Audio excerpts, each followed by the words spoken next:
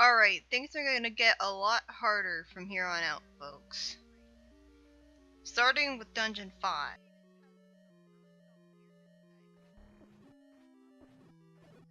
These are Pole's voices. In the Japanese version of the game,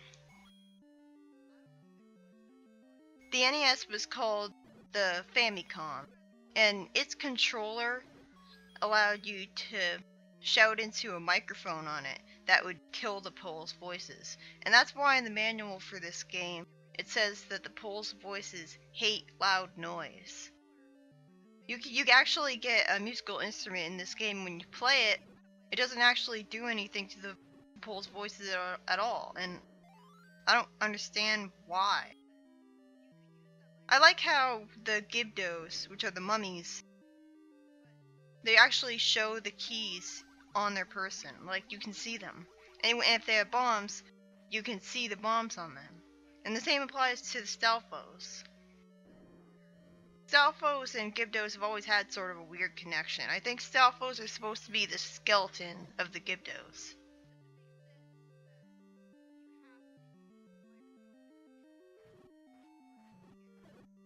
This is the first dungeon in the game where lava starts to appear. It acts no differently from water, though. Well, I think there was lava in the previous dungeon.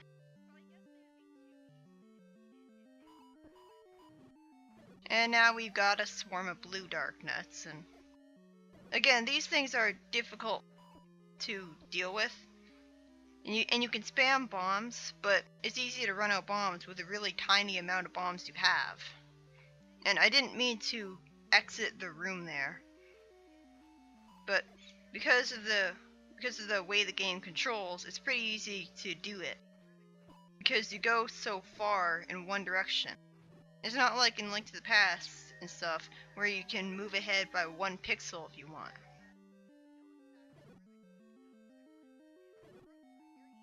So you go down to the basement, and then you go up another staircase, and then you appear at another part of the dungeon entirely. And that's how you get the item for this dungeon. Of course, there's even more blue dark nuts to fight.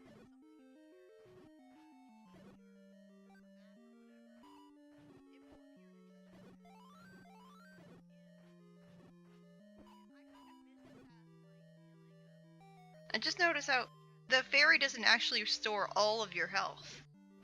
Like, I collected her, and I didn't get all of her health.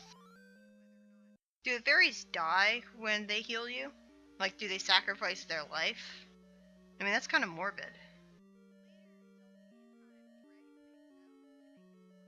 You get the musical instrument for this game, which is the recorder. Compared to future musical instruments in the franchise, it's really underwhelming because all you do is press the button and you use it, and that's it. It's not like the ocarina in Ocarina of Time, where there's a whole bunch of different notes you can play. Although the ocarina is still extremely limited because there's like 6 notes that you're allowed to play a song. You can do certain pitches, but you can't do in between those pitches and stuff.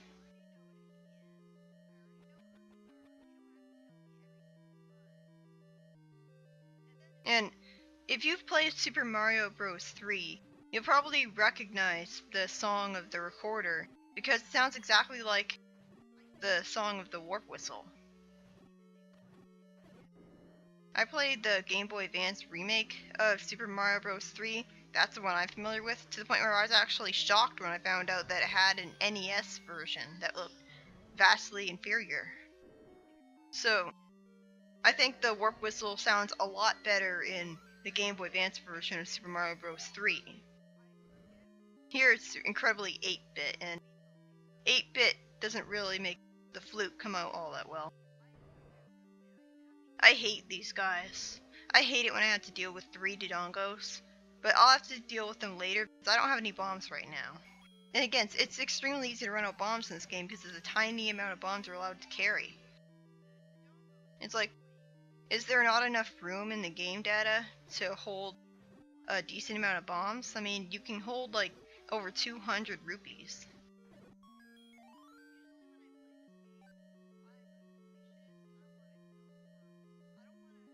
I wish this stopwatch appeared in more Zelda games. But anyways, the recorder is a warp whistle, just like in Super Mario Bros. 3. Only, well, it works kind of weird because it doesn't take you to a map screen that shows you different numbers representing different locations, and you can just go to those locations at your will. No, if you're facing north, then you go ahead. Like, if the last dungeon you visited was Dungeon 3, then when you're facing north and you play the recorder, then a tornado will appear and take you to Dungeon 4, and so on and so forth, going up and up and up. And if you're facing south, then the tornado will take you to Dungeon 2, and then to Dungeon 1. And then it wraps all the way around to the highest number. So it's kind of weird like that, because it only warps you one at a time, instead of allowing you to choose wherever you want to warp from wherever you want. You probably noticed by now that you can use the power bracelets. Yeah, the arrows completely destroy these guys. I'm not really sure why the arrows of all things are their real weakness.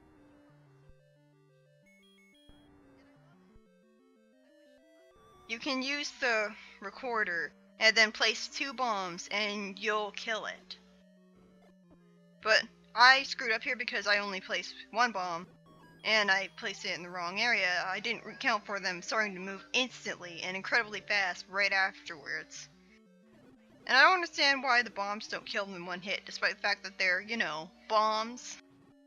But whatever. That boss is slightly annoying.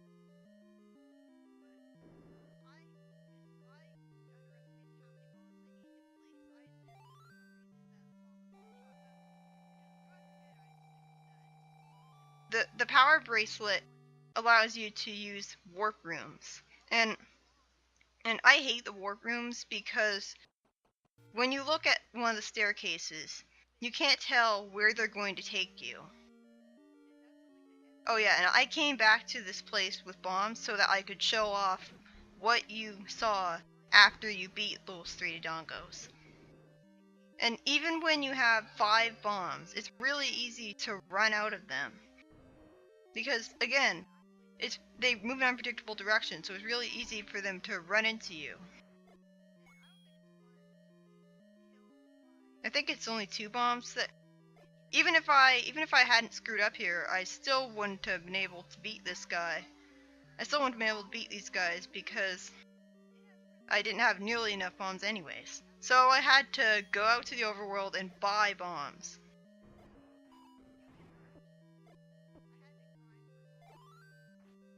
Future Zelda games probably would be a lot less likely to have enemies that are bosses respawn. And weird graphical glitch there. I mean, holy shit.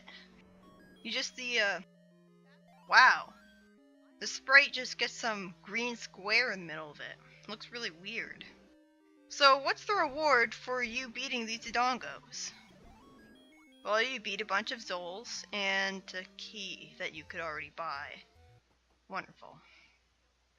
That was worth it.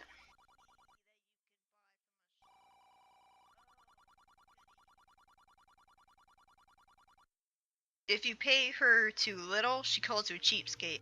And if you pay her too much, she says, wow, you have a lot of money. And then she doesn't tell you anything, which is bullshit.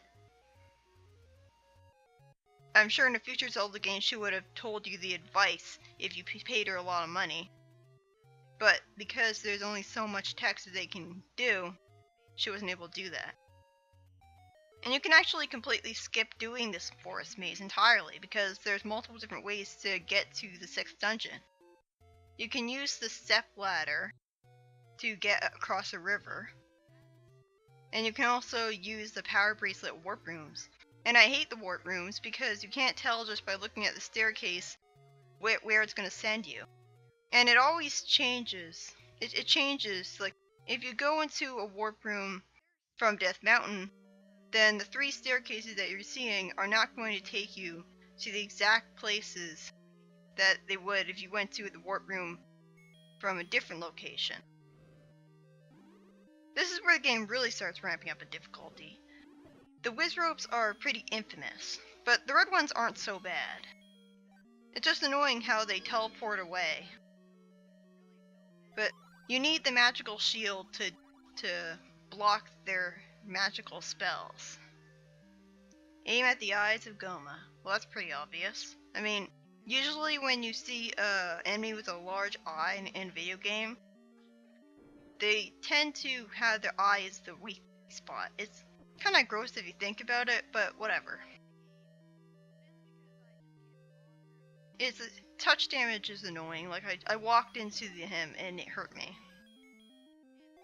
And I don't really like the color of the floor in this dungeon. Like, why do they have to use so many different shades of green?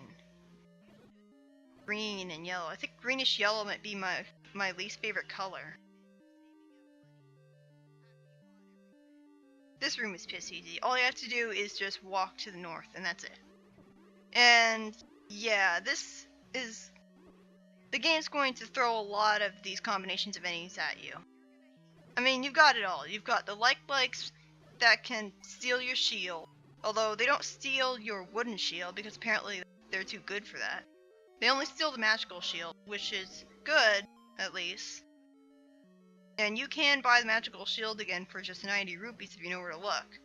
It's ironic because in the previous part, the shopkeeper said, "Wow, this is really expensive." But everything he was selling was for a bargain. Like, he sold the magical shield for 90 rupees, and the other item he sold was a heart for just 10 rupees. I don't see what he was selling that was very expensive. Why do I have to fight this guy again? But the blue Wizrobes are really infamous in this game because they can move in 8 directions, they move through walls and blocks and stuff, and they can teleport away in short bursts to make it all the harder to hit them. And they fire magical spells at you too, so they're pretty hard to deal with. And they don't get knocked away when you attack them. So you've got to attack them and then move away from them so that they don't walk into you. You've got to keep moving away from them, attacking them, turning around to attack them. In the Link to the Past, they introduced the spin attack, which lets you attack in all 8 directions. But you have to charge it up, so I feel like that really hinders its usefulness, and I barely use it as a result. Now unless I'm attacking a boss, and I really want to deal the extra damage. So even though they introduce an attack where you can attack in 8 directions, it doesn't really get that much use because you have to charge it up. That's going to leave you vulnerable in the combat situation.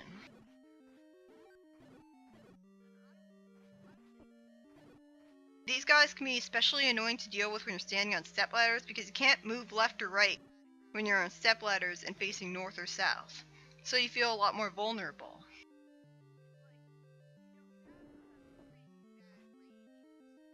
There's also a lot of dark rooms in the later dungeons. I love how the magical sword kills these guys with one hit so that they don't split into red keys.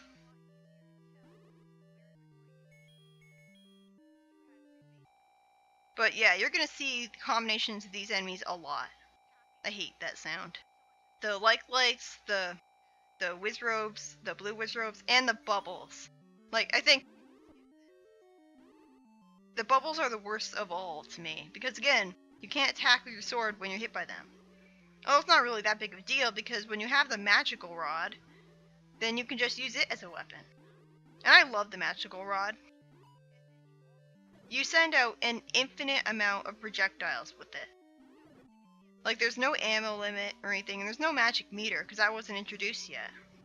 So you can just keep on spamming it. And granted, it deals about as much damage as the wooden sword. Well, I forget, does it split souls into gels? I don't really remember. I remember there was one time when I did a playthrough where I went into this dungeon really early and I went through the entire game using this as a weapon instead of the sword.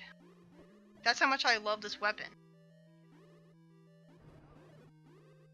Unfortunately, It gets a bit of a downgrade later on. Although you can't avoid it if you know it's coming. You'll see what I mean later. The dungeon map here is sort of shaped like a serpent. Like every dungeon in the game is shaped like something. The next dungeon is shaped like Pac-Man, which is pretty surreal. Usually the dungeons are shaped like something intimidating. Or, well, the Manji isn't exactly intimidating, but I guess for Westerners who mistake it for a swastika it is. But that's not their intention. But usually the dungeons are shaped like intimidating animals. In the second quest, the dungeons are shaped like letter names in English.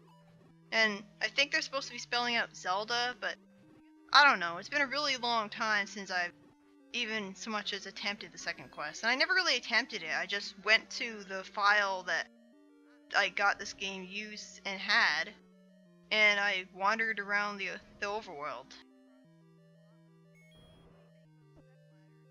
Behold, the easiest boss in history! Shoot him with an arrow, and he's dead.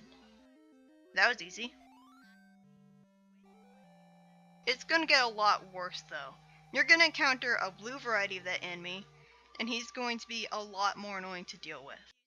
If anything, this was just to lure you into a false sense of security.